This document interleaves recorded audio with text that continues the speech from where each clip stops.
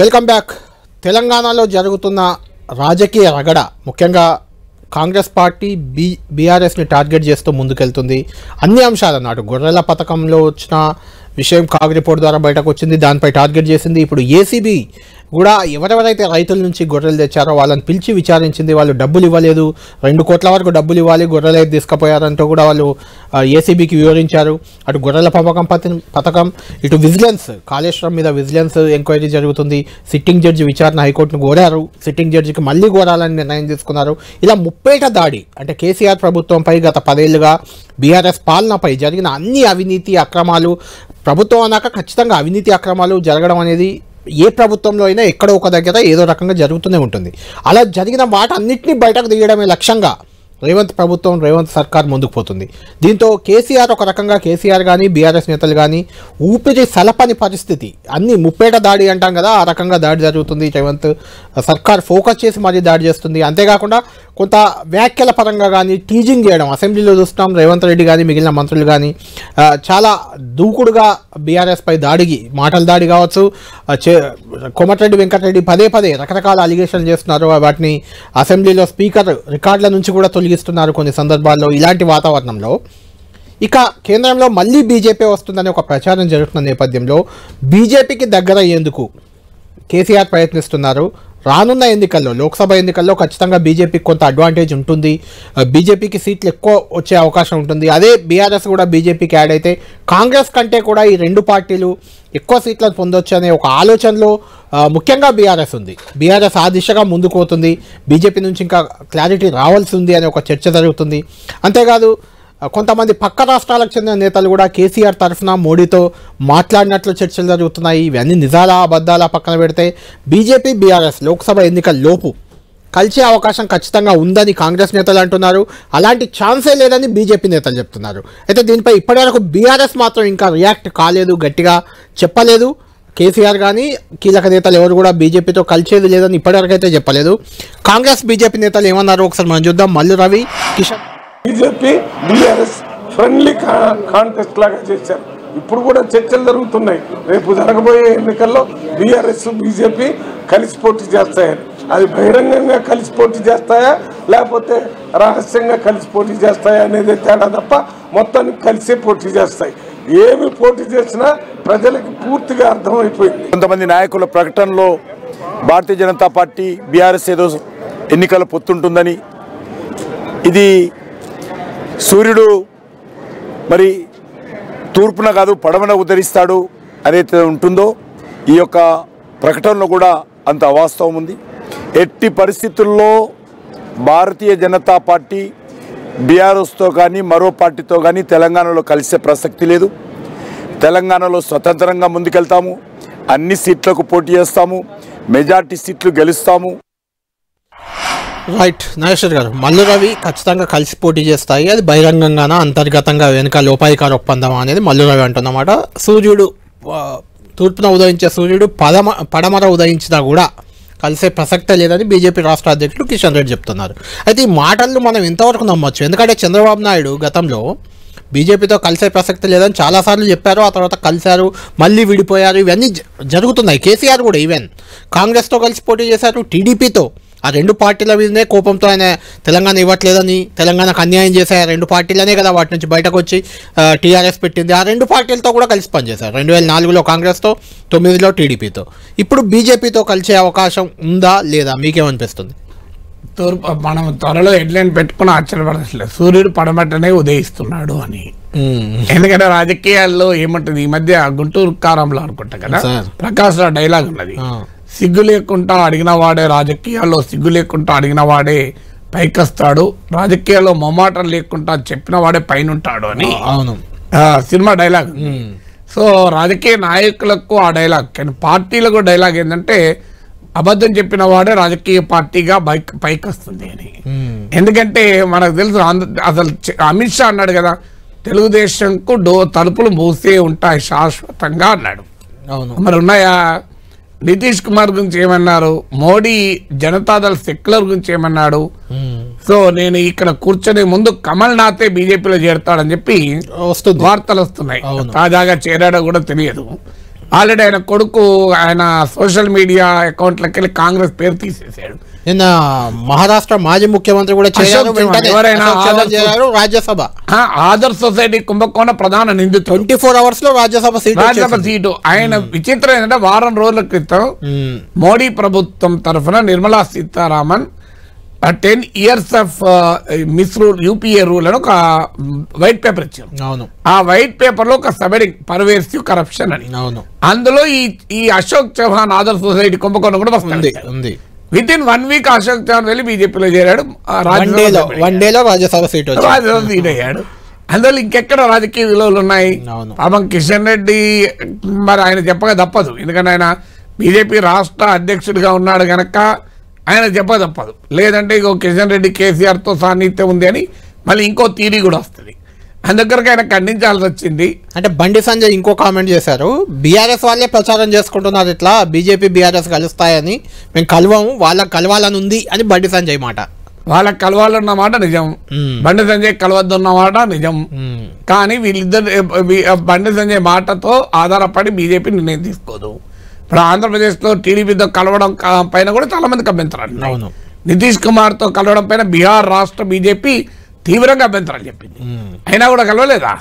So రాజకీయ BJP Nageshwar గారు మీకు గుర్తుండే ఉంటుంది 2014లో కూడా టీడీపీతో కలవడానికి బీజేపీ సుముఖంగా లేదు వాస్తవానికి. వాస్తవం అయినా కలిసి పోటీ చేశాయి అప్పుడు, అనివార్యం కదా. అందువల్ల అంటే అనివార్యం కన్నా అవసరం.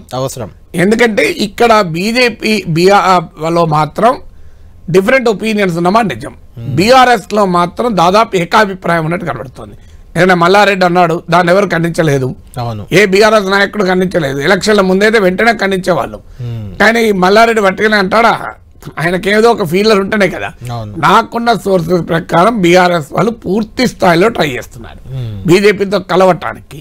ఎందుకంటే వాళ్ళ భయం ఏంటంటే, ఒకటి విడిగా పోటీ చేస్తే 2 సీట్లు మించి రావు, 2 కాంగ్రెస్ పార్టీ బీఆర్ఎస్ ఎమ్మెల్యేలను తీసుకోవడానికి చూస్తోంది. బీజేపీ అండలేకపోతే కాంగ్రెస్ దూకును ఎదుర్కోలేము.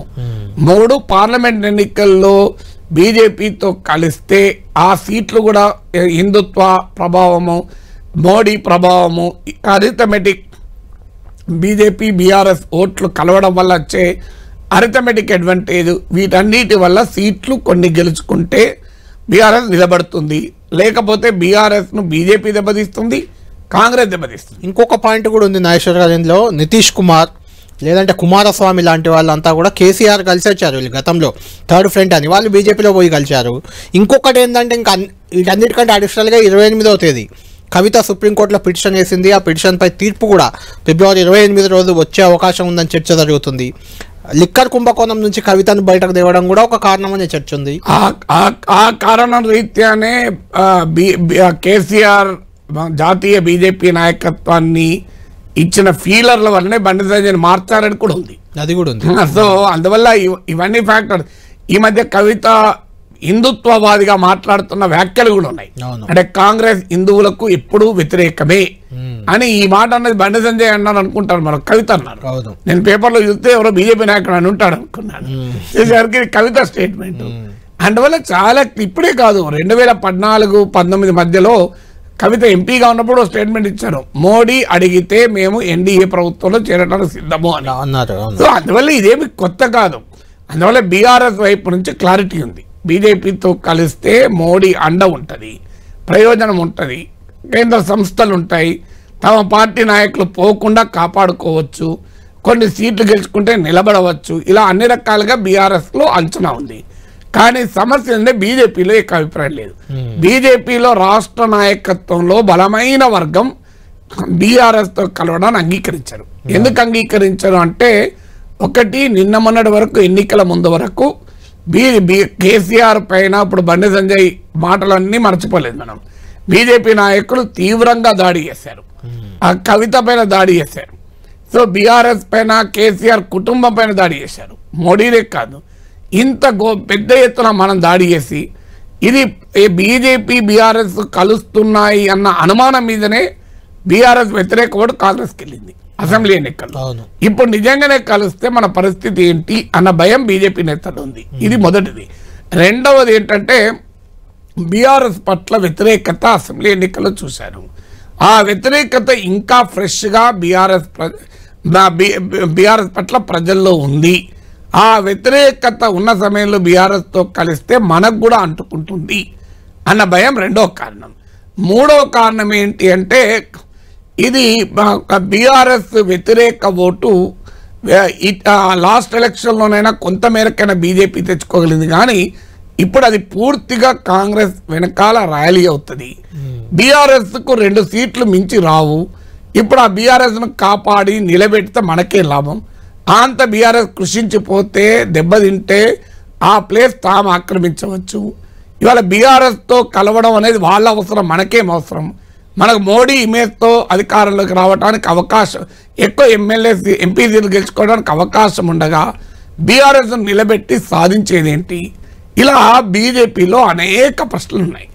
అన్నిటికీ మించి బీఆర్ఎస్ను దెబ్బతీసి ఆ ప్లేస్లో బీజేపీకి రాగలమన్న నమ్మకం కూడా ఉంది.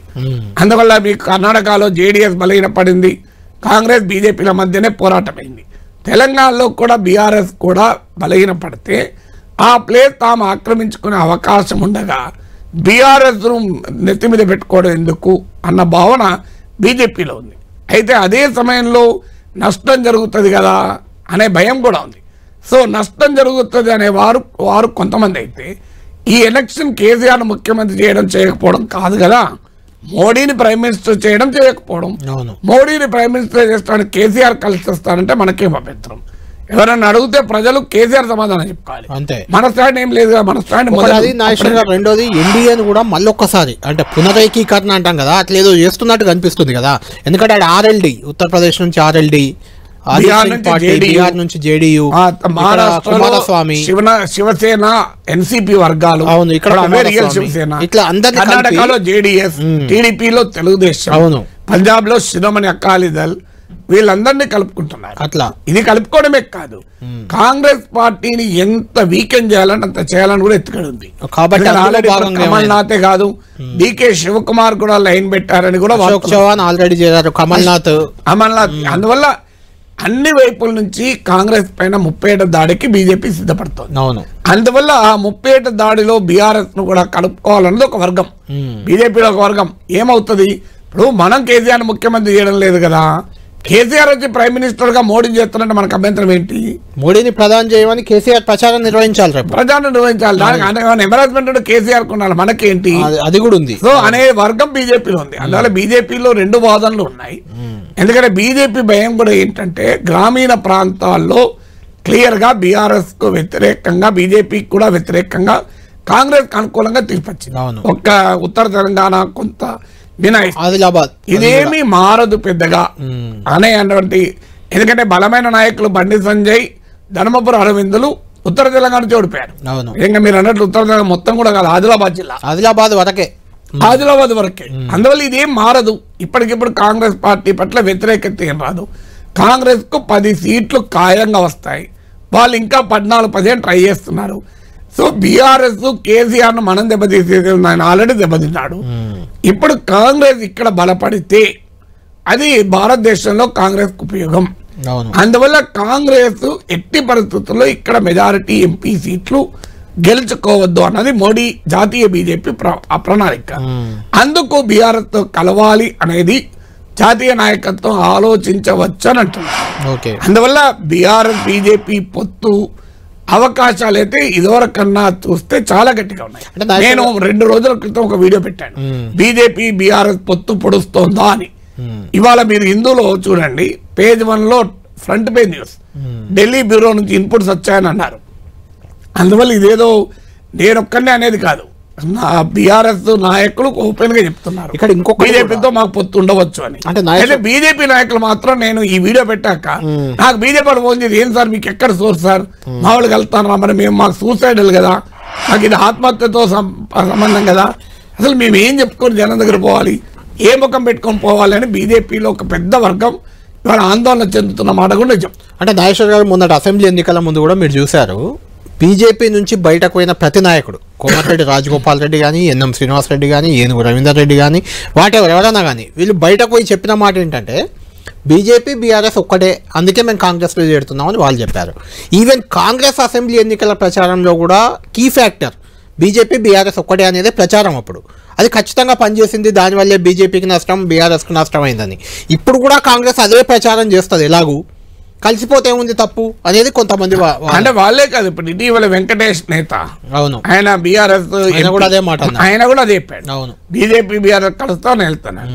అయితే బీజేపీలో ఒక వాదన కూడా అదే మీరు చెప్పినట్లు, మనము ప్రత్యక్షంగా కలిసినా కలియకపోయినా బీజేపీ బీఆర్ఎస్ ఒక్కటే కాంగ్రెస్ ప్రచారం చేస్తోంది, ప్రజలు కూడా నమ్ముతున్నారు. అవును. సో అందువల్ల అదనంగా వచ్చే నష్టం కొద్ది మాత్రమే. కానీ ఇంకో తేడా ఉంది, అసలు ఇది కేసీఆర్ ముఖ్యమంత్రి చేసే ఎన్నికే కాదు కదా. అందువల్ల మోడీని ప్రైమ్ మినిస్టర్ చేయడానికి దేశం కోసం, ధర్మం కోసం ఎవరు కలిసినా కలుపుకుంటున్నాం, తప్పేముంది. ఇప్పుడు ఆంధ్రప్రదేశ్ లో కూడా అదే చెప్తున్నారు కదా, మేము చంద్రబాబు నాయుడుతో కలుస్తున్నాం, చంద్రబాబు నాయుడు మాతో కలుస్తాడు. ఎందుకంటే జీవీఎల్ నరసింహారావు నాతో ఇంటర్వ్యూలే అన్నాడు, మన ఇక్కడ కూర్చొని ఇంటర్వ్యూలే వెంపర్లాడుతున్న టీడీపీ అన్నారు.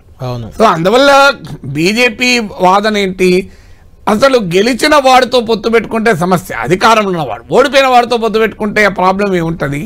అందువల్ల కేసీఆర్ పైన ఆ వ్యతిరేకత ఇంకా ఉంటుందా, ఒకవేళ ఉన్నా అది ఆల్రెడీ కాంగ్రెస్కి లాభం అవుతుంది, మనకే లాభం అవుతుంది. ఇప్పుడు కేసీఆర్ను వ్యతిరేకించే వాళ్ళే బీజేపీకి ఓటేస్తలేరు, వాళ్ళు కాంగ్రెస్కి ఓటేశారు, మళ్ళీ కూడా ఓటేస్తారు. ఇక కేసీఆర్ను సమర్థించే వారు ఓటన్న మనకు వస్తుంది కదా. అయినా ఈ చర్చ అంతా జరిగేది మోడీ, రాముల వారు, హిందుత్వ వీరి చుట్టూ కదా ఎన్నికలు, కేసీఆర్ చుట్టూ కాదు, కాళేశ్వరం చుట్టూ కాదు కదా. అందువల్ల రాజకీయాల్లో ఆ ఎంబరాస్మెంట్లు ఉంటాయా అని ఉంటే మరి చంద్రబాబు నాయుడు మోడీని భార్య అంశం కూడా ప్రస్తావించాడు కదా. ఏముంది ఇప్పుడు మోడీ విజనరీ అంటలేడా? రాజకీయాల్లో అవన్నీ ఏమంటే రాష్ట్ర ప్రయోజనాల కొరకు బీజేపీతో కలవక తప్పదు అంటాడు. ఆడ 1% ఓటింగ్ కూడా లేని బీజేపీని చంద్రబాబు నాయుడు కలుపుకోగలేగా. ఇక్కడ 14% ఓటింగ్ అసెంబ్లీ ఎన్నికల్లో వచ్చిన బీజేపీది మనం మర్చిపోకూడదు. అందులో లాస్ట్ అసెంబ్లీ ఎలక్షన్లో 7% 2018లో వస్తే అసెంబ్లీ పార్లమెంట్ ఎలక్షన్ లో 20% వచ్చింది. ఇప్పుడు అసెంబ్లీ ఎలక్షన్ లో 14%, 24-25 దాకా పోతుంది. అందువల్ల ఇక కలుపుకుంటే నష్టం ఏందనేది బీఆర్ఎస్ లో ఆలోచన. 1% ఓటింగ్ లేని వాళ్ళ కొరకు చంద్రబాబు నాయుడు వెంపర్లాడితే, అరే 14% అసెంబ్లీ ఎన్నికల్లో ఓటింగ్ వచ్చి, మీరు అన్నట్టు 8 సీట్లు వచ్చి, లోక్సభలో 24-25 సీట్లు వచ్చే 24-20% ఓటింగ్ వస్తుందేమో అని అనిపిస్తున్న సమయంలో ఎందుకు పెట్టుకోకూడదు అనేటువంటి వాదన. ఈవెన్ బీజేపీలో కూడా అనుమానం ఏంటంటే, మనం పెట్టుకోకపోతే ఏమైనా ఎక్కువ ఎంపీ సీట్లు వస్తాయా? ఇప్పుడు ఇటీవల India Today C voter survey BJP తెలంగాణలో 3 సీట్లు ఇచ్చింది, బీఆర్ఎస్ కు 3 సీట్లు ఇచ్చింది. అంటే బీఆర్ఎస్ 6 సీట్లు కోల్పోతుంది, బీజేపీ 1 సీటు కోల్పోతుంది. కాంగ్రెస్ పార్టీకి 10 సీట్లు వస్తున్నాయి.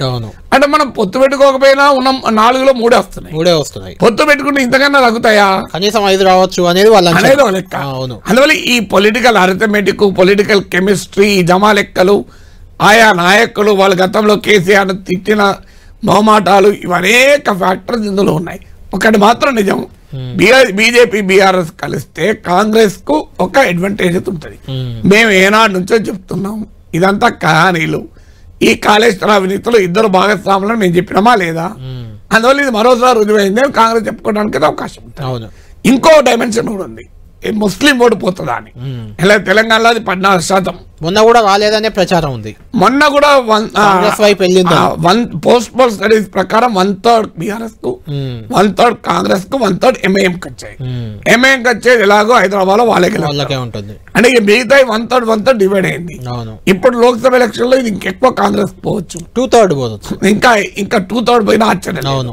అందువల్ల ఎలాగో ఆ ఓటు కూడా రాదు మనకు. ఇక కలిసి వచ్చేది హిందుత్వ ఓటు, మోడీ ప్రభావము, మోడీ మళ్ళీ ప్రధానమంత్రి కావాలి, దేశంలో కాంగ్రెస్ బలహీనపడడం, ఇండియా కూటమి చెదిరిపోవడం, ఇవన్నీ తమకు కలిసి వస్తాయని బీఆర్ఎస్ నమ్మకం. రైట్ నాగేశ్వర్ గారు, ఈ పొత్తు బీజేపీ బీఆర్ఎస్ కలిసే అవకాశం ఉంది. ఇలాంటి చర్చలు వచ్చినప్పుడు నేను ఒక ముఖ్యమైన బీజేపీ నాయకునితో ఈరోజు మన డిబేట్ కంటే కొంచెం ముందు మాట్లాడాను. ఆయన చెప్తున్నది ఒకటే, బీఆర్ఎస్ నుంచి కొంత కలవాలని మీరు చెప్పినట్టే జరుగుతుంది, కలవాలన్న ఆలోచన బీఆర్ఎస్ నుంచి ఉంది. మాకైతే కలిస్తే ఒక లాభాలు ఉంటాయి, కలవకుంటే కొన్ని లాభాలు ఉంటాయి, రకరకాలుగా ఉంటుంది పొలిటికల్గా. ఒకవేళ కలిస్తే కలుస్తాం, కలవకపోతే మాత్రం లిక్కర్ స్కామ్లో కవిత అరెస్ట్ ఖచ్చితంగా జరుగుద్ది, అలా లోక్సభ ఎన్నికలకు వెళ్తే తప్ప బీజేపీకి లాభం లేదు అనే రకంగా మాట్లాడారు. అంటే అదే అసెంబ్లీ ఎన్నికలప్పుడు కూడా వినబడ్డది. అవును, ఎందుకంటే రెండు అంశాలు బీజేపీ బీఆర్ఎస్ కలిశాయి అన్న భావన కల్పించాయి. ఒకటి బండి సంజయ్ని పార్టీ అధ్యక్షుడిగా తొలగించడం, ఆయన ప్రజా సంగ్రామ యాత్ర ఆపడం. రెండు, కవిత అరెస్ట్ కాకపోవడం. ఈ రెండే బీజేపీ బీఆర్ఎస్ కలిశాయి అన్న భావనను ప్రజల్లోకి బలంగా తీసుకెళ్లాయి. ఇక బండి సంజయ్ని ఇప్పుడు పార్టీ అధ్యక్షుడిగా చేయాలి అనే ప్రయత్నం కూడా మధ్యలో జరిగింది అని కూడా అన్నారు. బట్ ఏదైనా ఆ నష్టాన్ని ఇప్పుడే నివారించలేరు, అది అయిపోయింది. ఇక రెండవది ఏమైనా ఉంటే కవిత అరెస్ట్. అందువల్ల బీఆర్ఎస్కు మేము వ్యతిరేకము అనేది జనం నమ్మించాలి అనుకుంటే, బీఆర్ఎస్ వ్యతిరేక ఓటు కాంగ్రెస్కే పోకూడదు అనుకుంటే రాజకీయంగా వారు కవిత అరెస్ట్ వైపు వెళ్ళినా ఆశ్చర్యపడాల్సింది లేదు. ఎందుకంటే తమ మాట వినని, తమకు ప్రత్యర్థులుగా అనుకున్న వారందరినీ లోపలేయడం బీజేపీకి అలవాటు. ఇప్పుడు ఆల్రెడీ హేమంత్ సోరెన్ ఎక్కడున్నాడో మనం చూసాం, మనీష్ సిసోడియా ఎక్కడున్నాడో చూసాం.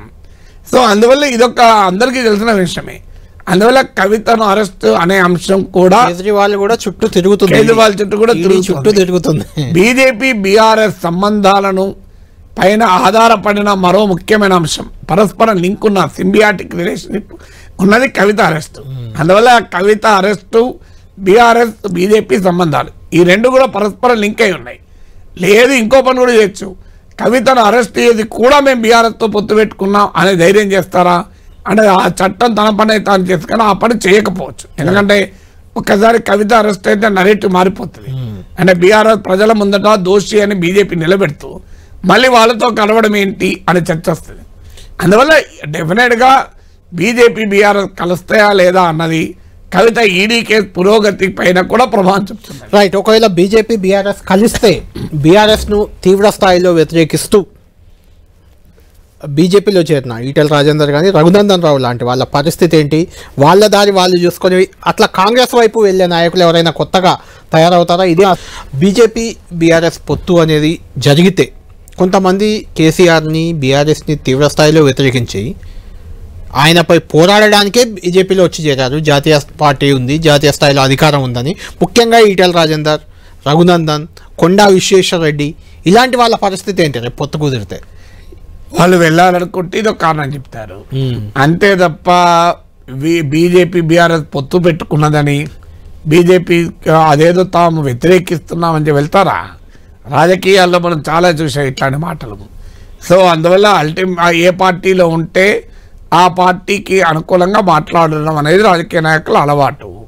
అందువల్ల ఈటలైనా, రఘునందన్ రావు అయినా, కొండా విశ్వేశ్వరరెడ్డి అయినా రేపు బీజేపీ నుంచి పోవాలి అని అనుకుంటే బీఆర్ఎస్తో కలవడాన్ని కారణంగా చూపి బయటకొస్తారు.